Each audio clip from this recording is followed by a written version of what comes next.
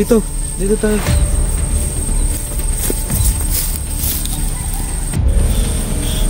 Kailangan nating makataas dito, Ginoong Ibarra. May naisip ako. Magpalit tayo ng damit. Ha? Ano? Bakit naman? Para malito sila. Para pag nakita nila ako, isipin nila ako si Crisostomo Ibarra. Baka ikaw naman ay mapahamak. Wala nang ibang paraan. Maubos ang oras natin. Ito, Ginoong Ibarra.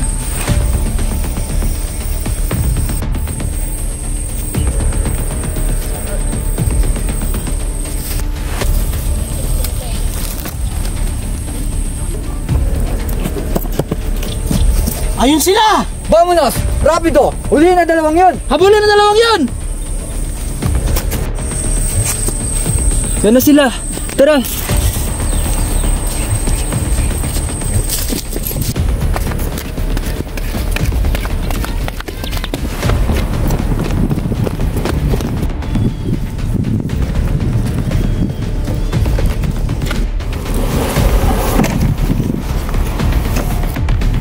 Itulak na natin to, Ginoo. Paano ka? Bahala na, sakay ka na, bilis.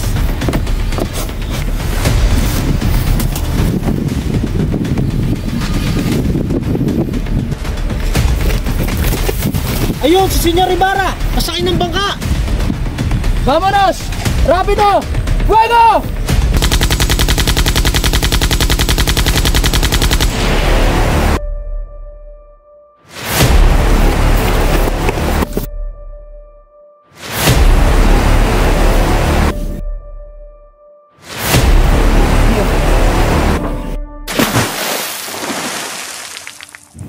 Tara na! Dali, babay pa to.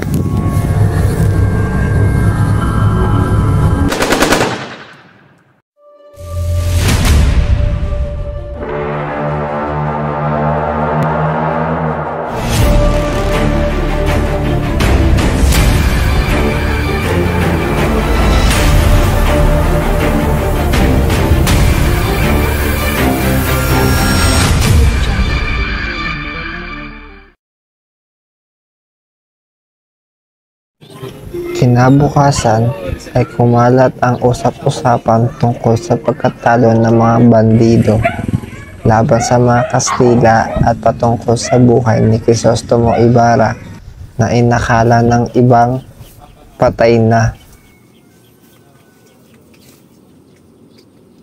Nakikita niyo tong kasuotan ko? Walang-wala sa kasuotan niyo.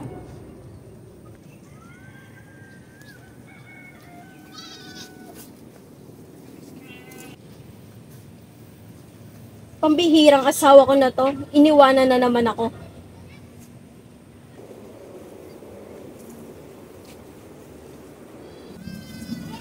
Hoy, Kapitan! Pakibilisan nga ang pagpapatakbo ng barko. Ang bagal! Patawad, hanggang dito lang kaya ng pabor.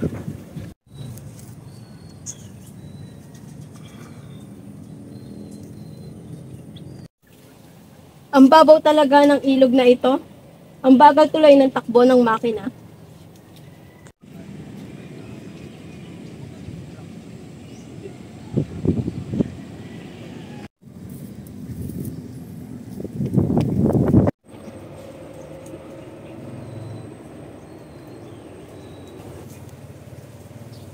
Doon na siya napakadali at wala mag-google na anuman. Hindi ako sa ngayon sa gustuhan mo, Ginoong Simon. Napakalaking pera ang may guhol at maraming bahay ang masisira. Pwes, hayaang masira ang dapat masira. At saan namin kukunin ang salaping itong babayad sa manggagawa? Baka magdulot ito ng isang himagsikan. Himagsikan? Ha? Kabaliwan! Naghimagsikan ba ang mga taga-Hudyo o mga taga-Ehipto? Huwag silang bayaran.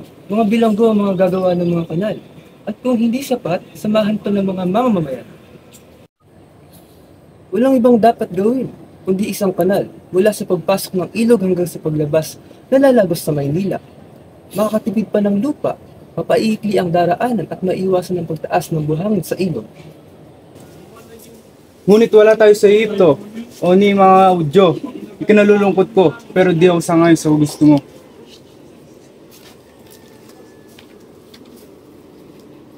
Sa kabilang dako ng barko, may dalawang estudyanteng nakikipagtalo sa isang matanda. Ng wikang Kastila.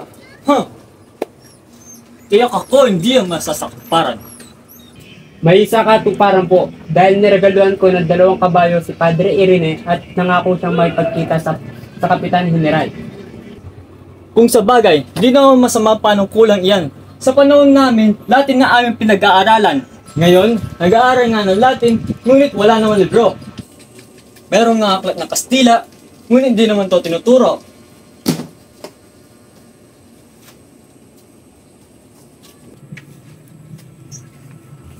Bueno, alam na ba ni Padre Florentino ang tungkol sa inyo dalawa ni Paulita? Wala siyang tutol. Nagbibigay nga siya ng payo tungkol sa pag-aasawa. Pero si Doña Victorina ang lang. Pumapayag na lang ako sa takot na wala ng katipan.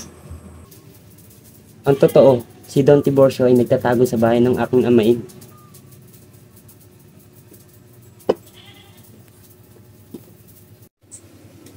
Huwag mo sana'y kagalit, Ginoong Isagani. Totoo bang napakahirap ng mga tao sa bayan niyo? Kaya hindi sila nakakabili ng mga alahas? Res, interosibo. Hindi kami bumibili ng mga bagay na hindi naman namin kailangan. Huwag kang magalit, Ginoo. Halina't tayo minom ng serbesa. Muchas gracias. Ngunit hindi kami umiinom. Ganun ba?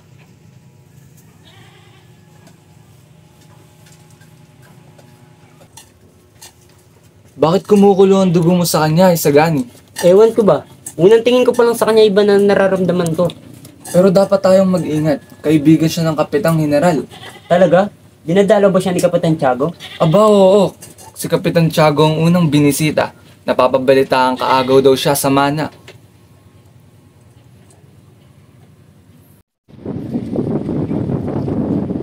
Bumalik si Simon sa kubyerta at narinig na nagkukwento ang kapitan tungkol sa mga alamat. Maraming malulungkot, maraming masasayang sa alamat ng ilog na ito. Meron ng malapad na bato, pinakatakutan dahil sa paniniwalang may naninira ang mga engkanto. Kaya pinagsamantala na tinumpugan ng mga tulisan. Napakaganda ng anyo, isang takot na inchik, tubig sa ilog, at mga bato. Magnipiko. Pero may tanong ako, Kapitan. Alam niyo ba ang isang lalaking ng ngalang Guevara, Navarra o Ibarra? Crisostomo Ibarra. Ayon sa tumugis kay Ibarra, nang malapit na siyang abutan, ay tumalon siya sa bangka. Sa paglitaw ng kanyang ulo sa tubig, ay kagad siyang pinaulan ng bala. Nawala ito sa kanyang paningin at ang tubig ay nagkulay dugo. At ang kanyang bangkay ay hindi na muling nakita pa. Di ba ay siyang pulubustero dahil napakamura lamang ng kanyang pagkalibing? Ginoong Simon, bakit kayo namumutla? Huwag niyong sabihin na lula sa ilog Pasig ang isang biyasang manlalakbay. Hindi ako nalulula. Siya nga pala, Kapitan. Kwento pa kayo tungkol sa buhay ni Crisostomo Ibarra. Ang naalala ko lang ay ang kanyang pagkamatay. Huli ka, Crisostomo Ibarra! Itapon na yan sa ilog! Kaya. Si Ibarra, matalino at lumaki sa ginawa, kaya nakapag-aral sa Europa. At sa kanyang pagbalik, ay nalaman niya ang kaintik-intik na nangyari sa kanyang ama. Ang kanyang katipan na si Maria Clara ay hindi pumayag na magpakasal kay Linares at mas pinili pa niyang maging mongha. Nanatili siya sa kumbento kahit tutol dito si Padre Damaso dahil matatag ang panindigan ni Maria Clara. Pinahanga ako ni Maria Clara. Bihira lamang ang babaeng kanyang sa ngayon.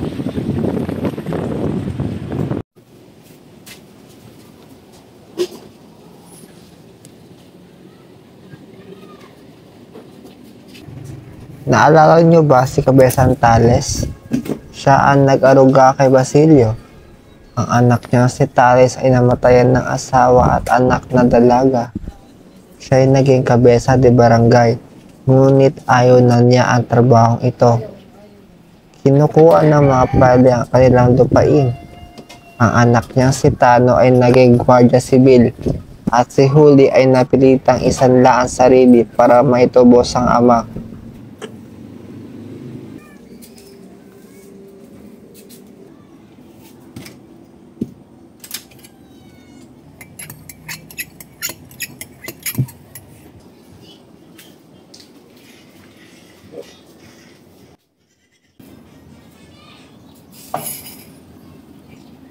Huli, saan ka na naman pupunta? Aalis na po ako, Ingkong. Hindi ako papayag. Kung aalis ka, babalik na lang ako sa gubat. Patawad, Ingkong. Ngunit ito na lang ang solusyon upang matubos ko ang aking ama. Ganyan ba ka-importante ang agnos na ibinigay ni Basilio para isang lamang sarili mo kay Hermana Penchang? Opo, Ingkong. Biniyag na nga si Tales at ngayon magpapaalila ka dahil lamang sa 250 piso? Huwag po kayo mag-alala. Ginagawa ko lang po ito para kay ama. Dapit hapot na't inilalakad na ang prosesyon ng Noche Buena nang dumating si Basilio sa San Diego. Naabala siya sa daan dahil nalimutan ng kotsero ang sedalo nito at walang ilaw ang parol kaya't binugbog ng mga Guardia Civil. Sa bahay ni Kapitan Tiago ay nanatili si Basilio, ngunit hindi siya nakakain ng hapunan dahil sa mga ulat na ibinigay ng utusan. Pumunta siya sa libingan ng kanyang ina na namatay 13 taon na ang nakaraan. Ano ba itong naririnig ko? May paparating? Teka lang.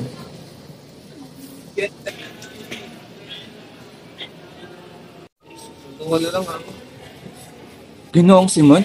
Imposible. Siya yung taong tumulong sa paglilibing kay ina. Sino sa dalawang lalaking ito ang namatay? O ang buhay? O yung nagbubuhay-buhayan? Simon? Ibarra?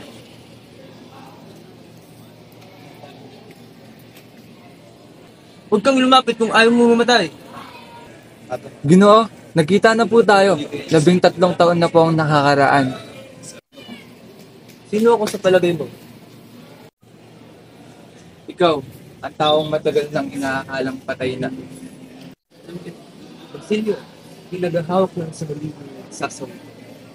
Ngayon nalaman mo ang aking mga nagsira ng aking mga bala at kamatayan lamang ang tamang sunod. Pero ligtas po ang iyong lihim. Hindi ko marahil na ikay di ko patayin. Gaya ko rin ay may dapat kang ipag-utos sa lipunan. Ikaw at ako ay uhaw sa katarungan. Dapat tayo magtulungan. Karangalan kong matulungan ka, ngunit ayokong makialam sa politika. Naniniwala akong karunungan lang ang magliligtas sa bayan. Mali ka. Makakamit lamang ang kalayaan sa mamagitan ng lakas. Kung ganun, magkaiba pala tayo ng paniniwala, Ginoo. Ginagalang ko ang iyong desisyon, Basilio. Pero kung magbago man ang iyong isip, bukas pa rin ang aking tahanan.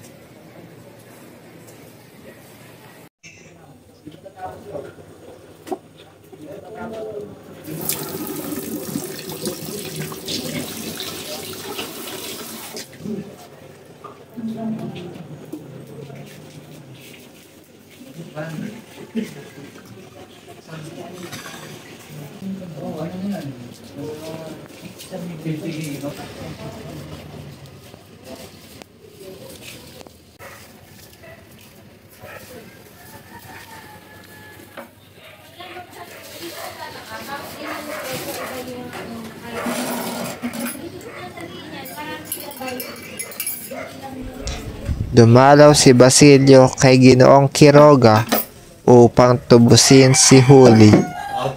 Sino ka? Sige na po, Ginoong Quiroga. Hayaan niyo na po ang kunin si Huli. Hindi pa ba sapat yung mga ginawa mong pangpapaalipin sa kanya? Halika, upo ka rito.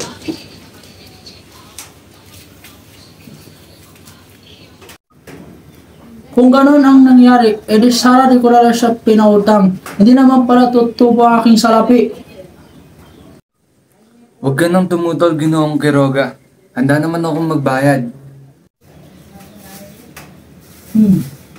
Sige, payag ako.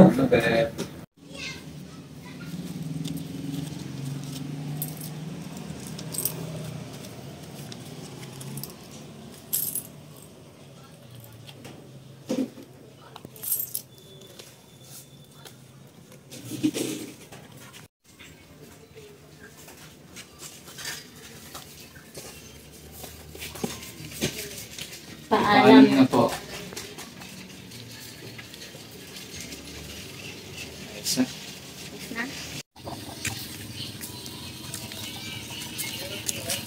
Salamat, Basilio.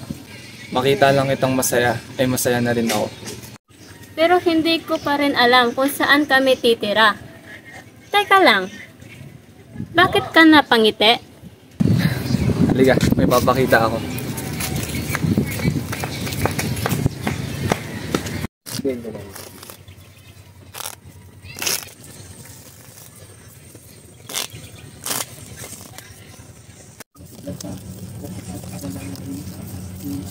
Sa bahay ni Kapitan General ay nagsama-sama sina Padre Camora, Irene Fernandez, ang kawani at si Simon upang magbaraha. Sa kabilang dako naman ay binigay ni Simon ang panukala ng mga estudyante na mag-aral ng wikang Kastila sa General. Ngayon pala, italaan ka nila mga pangalan. Ngunit General, wala pang sapat na katibayan sa mga bintang patungkol sa kanila. At ang kanilang mga kahilingan ay makatwiran na dapat bigyan ng permiso. Ngunit ang mga Indio ay walang karapatang mag-aral ng wikang Kastila. Tayo nga dapat ang magalak sa tagumpay ng mag-aaral. Ang bayan ay mahina pa sa ngayon, buti hindi natin alam sa mga susunod pang araw. Bakit hindi rin tayo magbago? Mga kabataan may taman, ngunit sumasagisag pag sumasalungat. Mga Ginoo, ipagwaliban mo natin itong talakayan na to. Mag-aalmusal muna ako. Teka, kamahalan. Hinihiling po ng anak ni Cabez Santales na pakawalan na ang kanyang lolo na hinuling kapalit ng kanyang ama. O siya, padalhan ng kalihim ng Guardia Civil upang mapakawalan.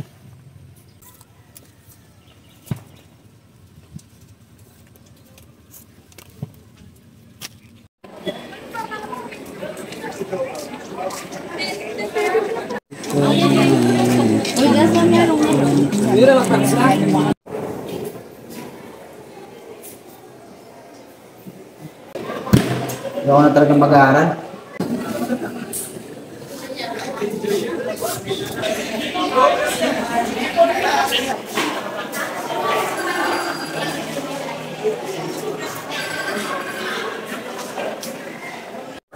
Ay, Pasida. Nakapagalago ba na mabuti ng bakasyon? Ewan ko, ikaw ba? Masayang masaya. May nakita akong magagandang dilag. Teka, ano ba nangyari ng mga nakarang araw? Sumagot si Placido at tumungo sa klase, ngunit nagdadalawang isip siya. Sa klase ng pisika, sinabi ng padre na 15 araw nang hindi pumapasok si Placido. Ngunit hindi makapaniwala si Juanito at ininsulto siya ng padre. Nagalit si Placido. Gusto ka na, Placido. Bakit ka lumiban ng pagkatagal-tagal? Hindi kaya di kayo naganap ng alim? O siguro ay ikaw ay nakabuntis. Ano sa tingin niyo? Tama nga, Padre. Huwag kong mataas sa ranggo mo sa akin. Ngunit wala kang karapatan, nalaitin ako. Hindi na ako makatiis. Nakaalam na.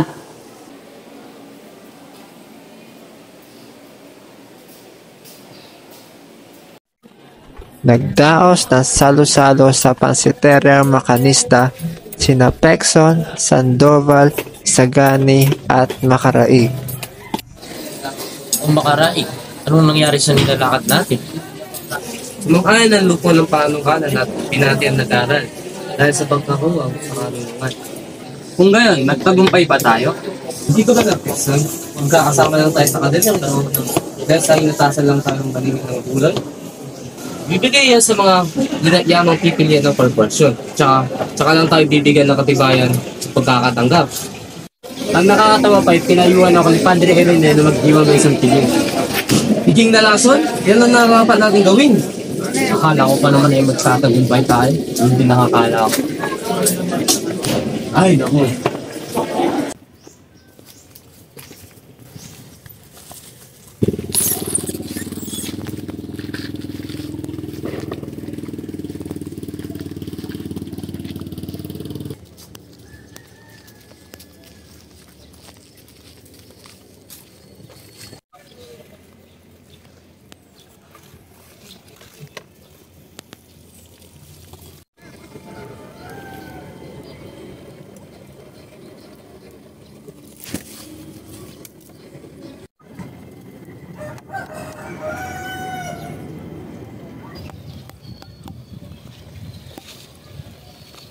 Ninong, tawagin mo si Isagani. Nahulog ang aking pamaypay.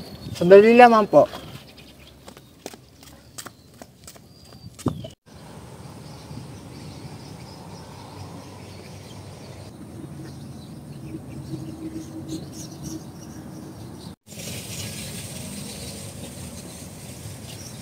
Doña Victorina!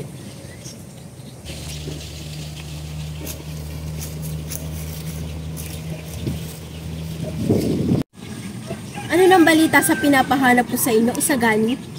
Wala pa rin po ako natuntun na balita tungkol sa inyong asawa na si Don Tiborcio. Ipaabot mo sa kanya na siya'y aking hinahanap sa mga Guardian Civil. Patay man o buhay, gusto ko rin siyang masilayan sapagkat ayokong maghintay ng 10 taon bago muli ako makapag-asawa. At sino naman po ang maswerteng Ginoo? Napakamalas naman. May sinasabi ka ba, Isagani? Wala po, Doña Victorina. Sino pa ba kundi si Juanito Pilaes?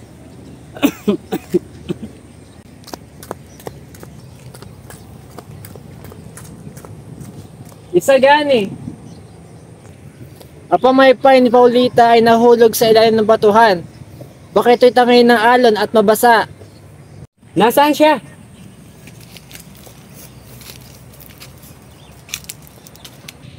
Hoy, Isagani! Loko ka! Iniwanan ba naman ako?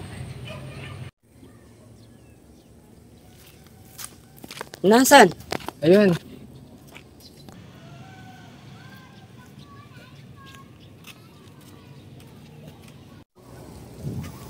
Ano? Bakit nandito ka pa? Bakit hindi mo sinundan ang mga nakakaakit na mananayaw at mga awit sa luneta? Mga pranses na sobrang puti at di hamak na magaganda. Teka, magkapaliwandagan nga tayo. Di ba't ikaw nagpatawag sa akin para tayo magkita? Oo nga, ako nga. Mabuti naman ang parating ka. Kagabi, tila wala ako sa iyong paningin. Halos lumuwa yung mga mata mo katipitig sa mga pakembot-kembot sa entablado. Huwag mong ibintang sa akin ang mga ganyang bagay. Wala akong alam tungkol sa mga mananayaw na sinasabi mo.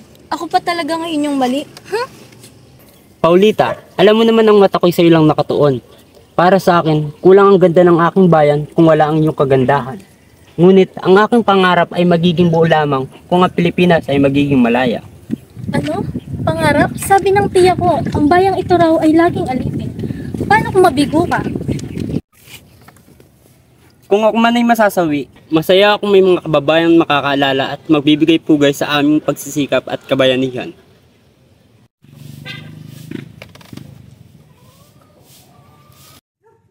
Nadakip ang mga estudyante at kasali na rito si Basilio. Sinabi ito ni Padre Irene, kaya't sumama ang loob ni Kapitan Tiago at nagdulot ng kanyang kamatayan. Naging magarbo ang libing ni Kapitan Tiago. Lumaganap ang balita at umabot rin ito kay Huli. Pumayag ka na, Huli. Wala namang magagawang masama si Padre Camaro pag nandito ako.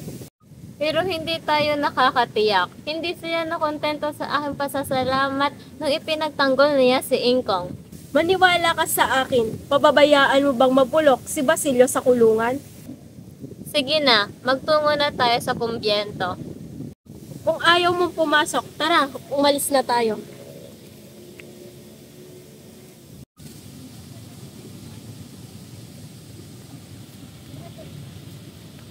Mukhang masaya ka, kaibigang Isagani. Anong balita sa inyong dalawa ni Paulita? Eto, masaya naman. Sa totoo ay, inaya ko na siya magpakasal. Aba. Matapang na desisyon, aking kaibigan. Ngunit, sigurado ka na ba riyan? Sigurado, Ginuong Sandoval. Handa na ako mabuhay kasama siya.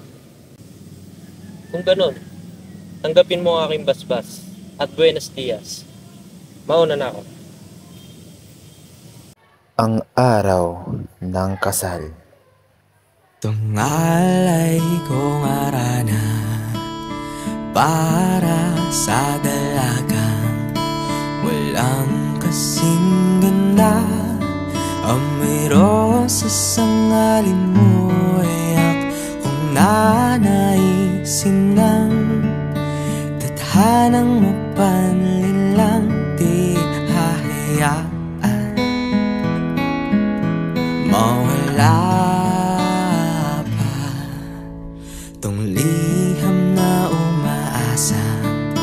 Madamo ang makabasa, handang gawin lahat, maging pamilya'y liligawan. Ngayon lang nakadama ng wagas na pagkamangha, hiling ko lang naman na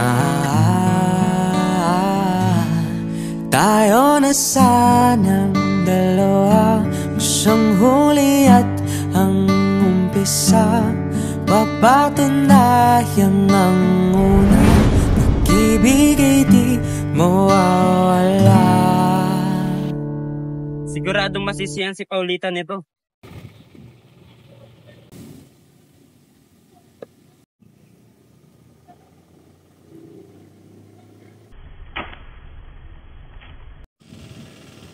Pinipining Paulita.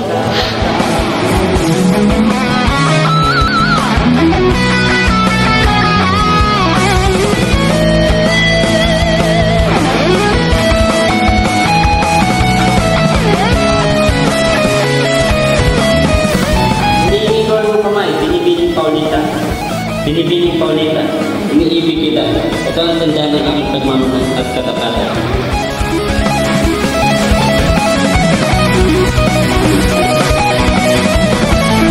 Paulita, pinili mo ang karangyaan. Iniwan ng katipunero na nag-alay ng buhay para sa bayan. Ang pag-ibig ko ay nasawi. Ang pangarap natin ay naglaho. At ang pusong tapat ay naiwang sugatan. At nag-isa na ng lalaban para sa bayan.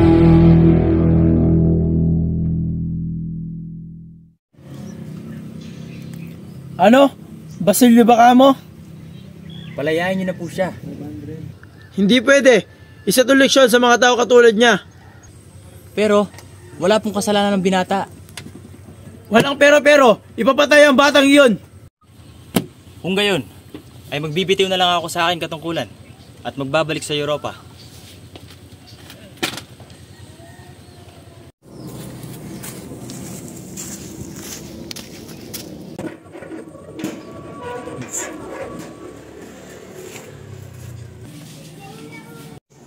Sino kayang nagpatakas sa akin?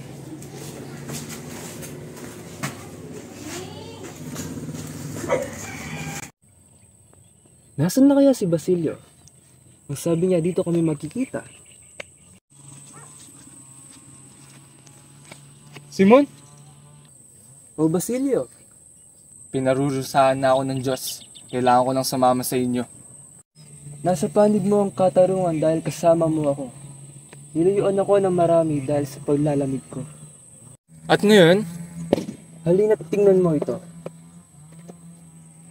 Naglalaman yan ng isang bombang lampara na anumang oras ay pwedeng sumabog. Bombang lampara? Sa loob ng bombang lampara ay mayroong nitroglycerina. May magaganap na handaan sa kasalan at ako'y imbitado. Ang lamparang yan ay aking ipagririgalo. At sa pagtaas ng kanilang mitsa ay tiyak ang kanilang kamatayan. At saan ka na naman pupunta niyan ngayon, Simon? Ako ay dadalo sa isang kasalan. Nais mo bang sumama? Ha? At kaninong kasalan naman yung tinutukoy mo? Ito'y kasalang Juanito at Paulita. Juanito at Paulita? Paano si Sagani? Aba, wala akong nalalaman tungkol dyan. Halina't sumama ka sa akin at baka may makakita sa'yo.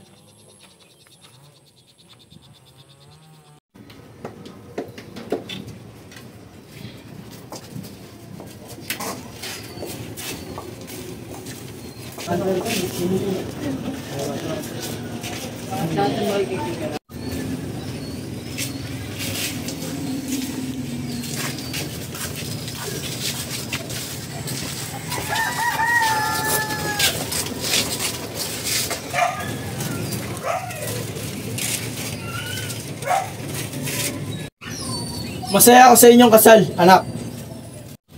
Ito ang aking regalo para sa bagong kasal. Salamat, Ginoo. Ikinalulungkot ko, pero kailangan ko ng lumisan. Paalam.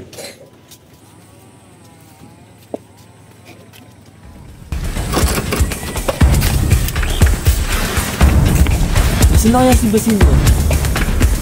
Bahala na.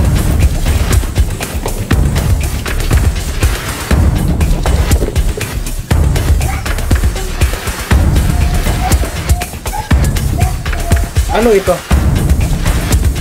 Crisostomo?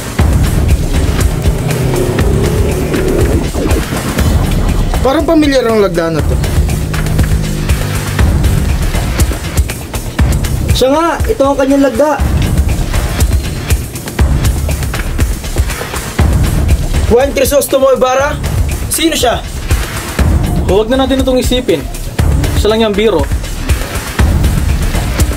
Itaas ang mitya!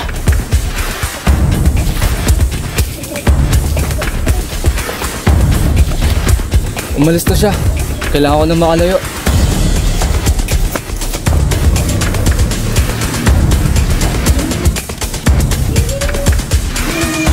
Teka lang, narinig niyo ba yan?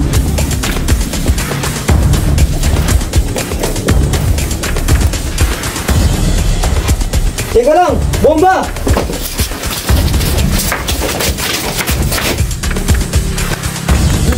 Isagani.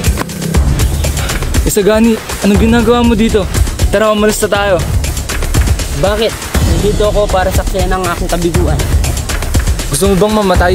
Hindi mo ako lubos na naiintindihan. Nakikita mo ba yung bahay na yun? Anumang oras ay pwede yung sumabog. Ay bumukas! Sasabog na ang bomba! Ha? Sasabog? Oh, tara na. Yung mga lahat!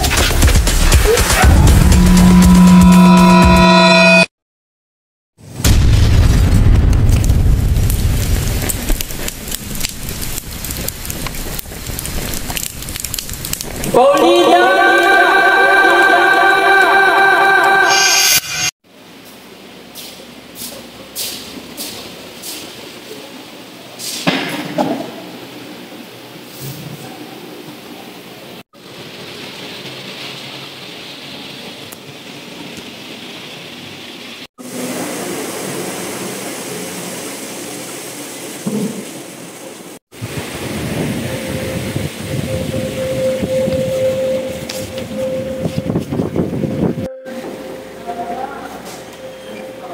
Nakatanggap si Padre Florentino ng isang telegrama na tukoy si Don Tiburcio de Espadanya na siya ang tinutukoy na kuhulihin, kaya't nagmamadaling umalis.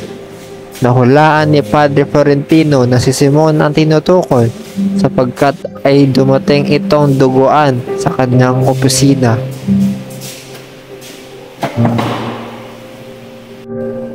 Hintayin mo ako. Kukunin ko na yung mga paunang lunas.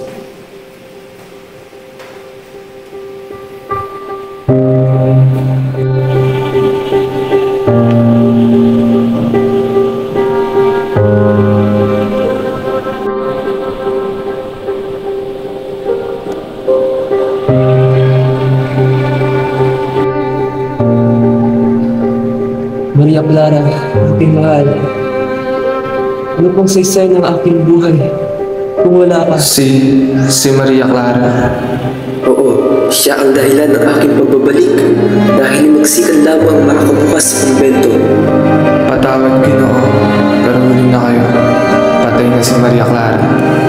Ano? Sinungaling ka, buhay pa siya. Duwag ka lang, duwag! Totoo ito. Siya'y nagkasakit at hindi niya kinayanan. Patay na siya? Patay siya, hindi man lamang nalalaman na ako'y buhay pa. Totoo ito. Siya'y nagkasakit at hindi niya kinayanan.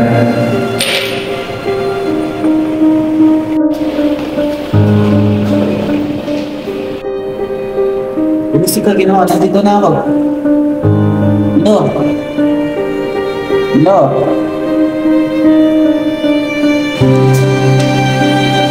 Ano to?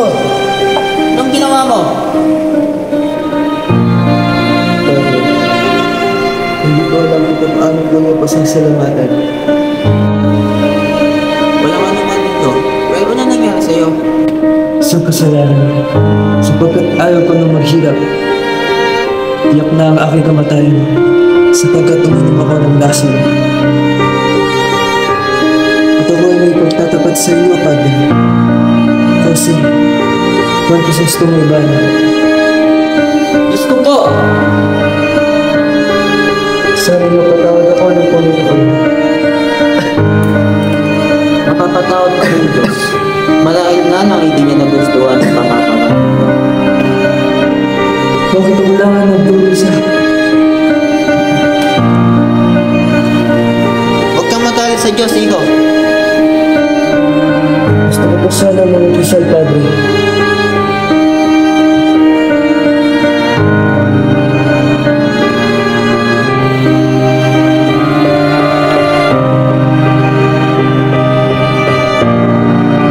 Paawaan sa mga Diyos ang iyong kaluluwa.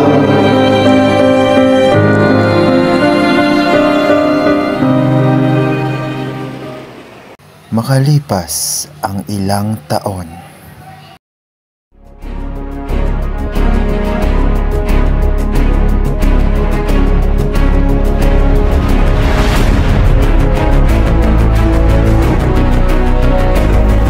Kung kailangan ka na sinaman sa mabuti, sana luwakas ng kalagatan. Subalit kung nasa masamang paraan, ay mas mabuti pang manatili ka sa iyong malamig na libingan.